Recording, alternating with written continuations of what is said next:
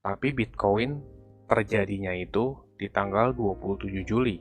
Ini teman-teman bisa lihat tanggalnya, berarti ini menjadi leading indikatornya Bitcoin sebelum. Halo semuanya, selamat datang di channel Cuan Kripto bersama saya Niko. Di channel ini kita akan ngebahas seputaran cryptocurrency dari segi teknikal maupun fundamentalnya. Jadi teman-teman harus like, subscribe, dan share ke yang membutuhkan, karena itu gratis dan kalian nggak ketinggalan infonya. Dan hal yang menarik di Ethereum adalah Ethereum saat ini berada di all-time low-nya. Halo semuanya, perkenalkan sekali lagi nama saya Niko dan kali ini saya akan ngebahas tentang Ethereum. Pertama kita masuk dari time frame weekly dulu. Untuk Ethereum sendiri, dropnya sampai ke support yang saya perhitungkan sebelumnya untuk update video member ya. Itu cukup akurat di kisaran 940-an. Nggak cuma Ethereum tapi Bitcoin dropnya sesuai, XRP juga, BNB juga pas sampai ke support yang diperkirakan, lalu Cardano, Polkadot, Matic, dan juga Chainlink itu juga cukup sesuai ekspektasi. Itu saya bahas untuk teman-teman di private member kita. Yang mau gabung member nanti di akhir video dikasih tahu ya. Kali ini kita fokus dulu ngebahas Ethereum. Secara price action Ethereum atau pembacaan candlestick, buntut panjang ini menandakan banyaknya demand atau permintaan terhadap Ethereum. Ethereum drop sampai support di bawahnya, lalu naik lagi di atas kisaran $1060 atau secara Fibonacci. Level itu merupakan support 38%-nya. Walaupun sekarang masih berada di bawah kisaran all-time high-nya Ethereum, yaitu di harga $1.400 atau di area sini pada tahun 2018. Ada satu hal yang menarik di Ethereum, kemarin sempat saya jelaskan sedikit di video update terakhir yang untuk publik ini ya, menjelaskan apakah bottom cryptocurrency ini sudah dekat atau belum. Di video itu cukup bagus, teman-teman bisa tonton. Dan hal yang menarik di Ethereum adalah Ethereum saat ini berada di all-time low-nya secara momentum indikator. Indikator yang teman-teman lihat ini adalah RSI atau Relative Strength Index.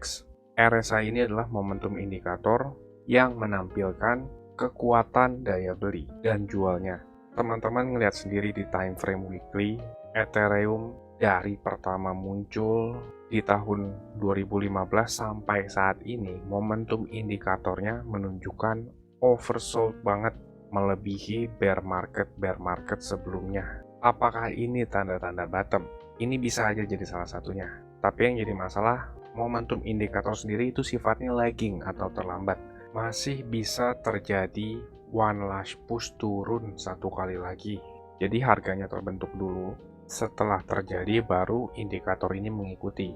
Dan yang paling penting adalah Ethereum USD short di Bitfinex itu juga berada di all-time low-nya dari tahun 2017. Ini artinya para trader-trader besar di Bitfinex itu kebanyakan menutup posisi short terhadap Ethereum. Kalau chart Ethereum USD short turun berarti mereka menutup posisi short. Kalau chartnya naik atau candlenya naik, itu artinya posisi short sedang berjalan dan bertambah. Dan kalau kita ngelihat ke Ethereum USD long di Bitfinex, ini sedang naik banget. Artinya para trader di sana itu sedang open posisi long dan terus menambah posisinya. Di sini teman-teman ngelihat dari tanggal 25 April dan awal Mei, Ethereum itu sedang drop, lebih tepatnya di candle ini ya. Dan saat drop besar ini, mereka, para trader di Bitfinex itu tidak terkena likuidasi, bahkan menambah posisi longnya mereka. Bitfinex ini exchange lama, kebanyakan dipakai para trader yang sudah lebih dari 5 tahun berkecimpung di kripto. Kalau dipikir-pikir 5 tahun lalu, kripto itu masih murah banget ya. Dengan kata lain, investor awal yang lebih dulu kenal kripto, asetnya sudah bertambah banyak. Itu juga bisa dilihat dari on-chain data user berbanding volume yang ditransaksikan di exchange tersebut. Saya ngomong berdasarkan data loh ya.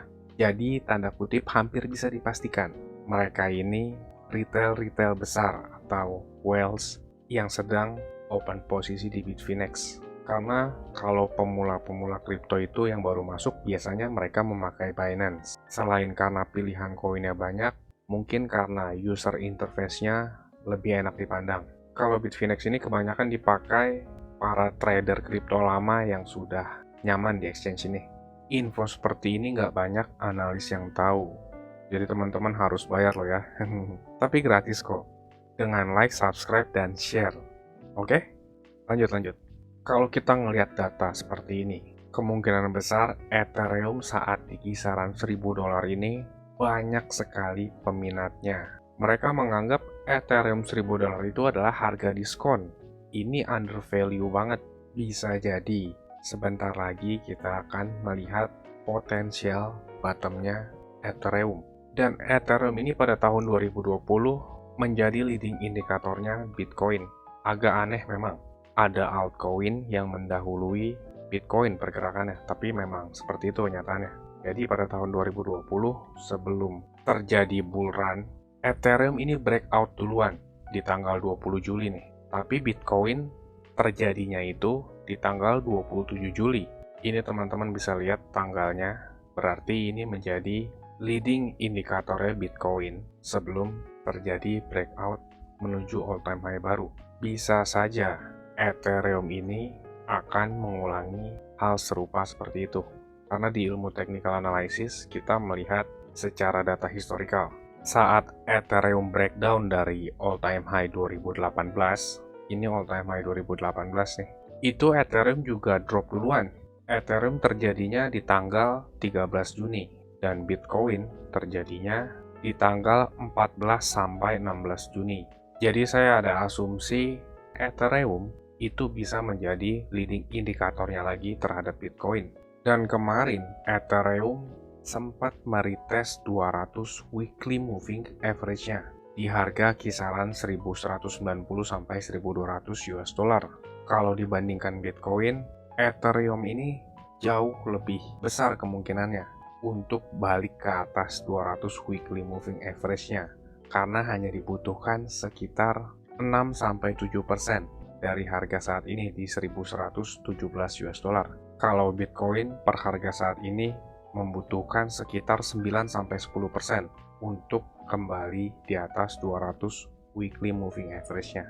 Dan juga Bitcoin sekarang masih belum meretest 200 weekly moving average. 200 weekly moving average ini setiap bear market mampu menahan dropnya Bitcoin atau membuat area bottom di sana. Untuk Ethereum 200 weekly moving average ini bisa dibilang belum terlalu reliable karena pembentukan 200 weekly moving average-nya itu baru terjadi tahun 2019. Sedangkan Bitcoin sudah ada sejak tahun 2014. Jadi butuh lebih banyak data untuk melihat apakah 200 weekly moving average ini reliable atau tidak. Sampai saat ini kita dapat info dari chart Ethereum secara momentum indikator itu oversold di bawah dari bear market sebelumnya. Sekaligus Ethereum USD long sedang naik, yang artinya para trader sedang open posisi long, dan Ethereum USD short itu sedang turun banget jauh di bawah all time low-nya. Artinya posisi short itu banyak sekali yang ditutup di futures market Ethereum USD Bitfinex. Kalau kita munculkan perbandingan Ethereum USD, para trader-trader yang pro itu sedang mengakumulasikan Ethereum. Ini saya review kembali dari update kemarin ya, yang terakhir di YouTube Public. Posisi long itu kebanyakan di Ethereum sudah ditutup di all-time high-nya.